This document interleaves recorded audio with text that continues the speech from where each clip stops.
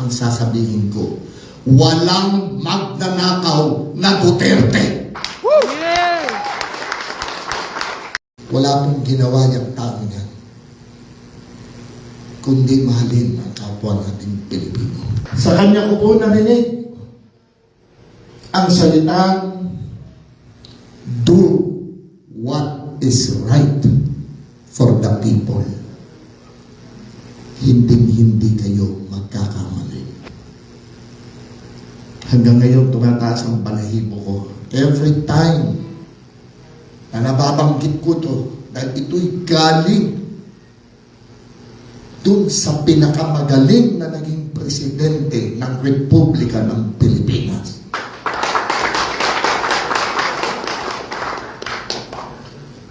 Ngayon, inaakusahan na magnanakaw daw. Na nagnakaw daw. Ito po ang pagkatatandaan ninyo. Ito ang sasabihin ko. Walang magnanakaw na Duterte. Kailanman hindi po nagnakaw yung inaakusahan nila. Yung mga nakikita ko doon sa prosecution, sa team nila, nakita ko po lahat yun during the presidency of Rodrigo Roa Duterte. All of them. Lahat sila. Lahat ng hiniling nila. Ospital. Kung ano pa ibinigay sa kanila. Bakit binigay? Hindi actually para sa kanila. Para sa kanilang mga kababayan. Isa-isa kinakasuhan. Naniniwala ba kayo doon sa mga akusasyon na ginagawa nila? Hindi. Tinatanong ko po kayo lahat kayo. Ano po? Hindi. Hindi ko kayo marinig dyan sa likuran. Hindi. Alam, bawal ito. Hindi ko dapat banggitin ang kanyang pangalan. Pero alam ng Panginoon Diyos, hindi nagnakaw ang Duterte.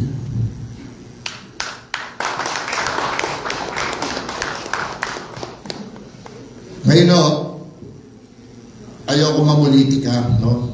Sinabi ko lang ho yun, inumpisahan ko lang ho doon. Kasi hindi dito ko upang to talk about truth, transparency, and accountability. English yun. Sa akin po mga kasama sa PPP, sa ating mga leaders, membro, supporters, at sa lahat ng narito ngayon, maraming salamat po sa binigay niyong panahon. Alam naman po natin na hindi madali ang panahon ngayon. Maraming ingay, maraming kwento, maraming akusasyon. At kung minsan, sa dami po na nagsasalita, nagiging mahirap ng malaman kung ano ba talaga ang totoo. Do you agree with me? Yeah. English uli yun. Kaya para sa atin po sa PDP, simple lang naman po. Simple lang ang ating ipinaglalaban. Truth, katotohanan, transparency, maging totoo, makita kung ano pagkatao mo, unahin mo at tiwala mo sa sarili mo para pag humarap ka sa mga tao, nakikita nila yun. Hindi tayo mahihiyang humarap. Tama po ba ako? Yes. And of course, accountability.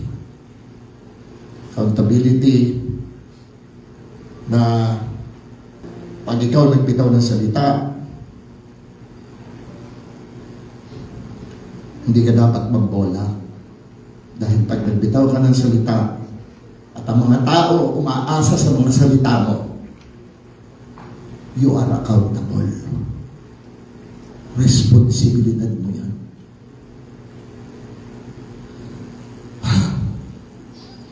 Ang katotohanan, hindi dapat nakadepende kung sino ang kakampi o kalaban. Kung tama, dapat kilalanin natin ang tama.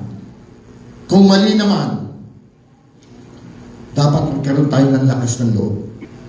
Lakas ng loob na sabihin na mali. At kung may paratan, dapat may ebidensya. Hindi pwedeng puro haka-haka lamang, puro ingay o puro politika. Hindi pwede yan. Kasama din po dito nga ang transparency, kagaya na sinabi ko.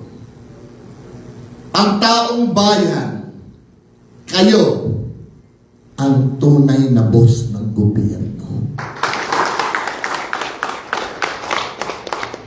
Karapatan nilang malaman kung paano ginagamit ang kapangyarihan. Dapat alam yan. Alam nyo yan. Kung saan napupunta ang pondo. Kaya ba kayong malita? Magtatanong lang. Dapat alam natin kung saan napupunta ang pondo at kung ang bawat desisyon dapat ay para sa kanilang kapakanan. Kung ano man po ang mga desisyon, kung ano man po ang mga pondo, dapat sa inyo mapunta yun. Dapat. Dapat po yung mga proyekto para sa inyo. Kasi sino po ba mga pinaglalaban? Hindi po ba yung mga maliliit? Tama po ba? Tama. Baka naman po mali mga sinasabi ko, aalis na po ako dito. Nag-iikahos tayo, nagsisipag tayo, hindi para mag-isa, kung hindi para dun sa mga maliliit natin na inaasahan natin na paglaki nyo, pag nakapagtapos kayo, dahil ito lang ang maibibigay ko sa iyo, anak, makatapos ka, gamitin mo ang iyong pinag-aralan sa tama.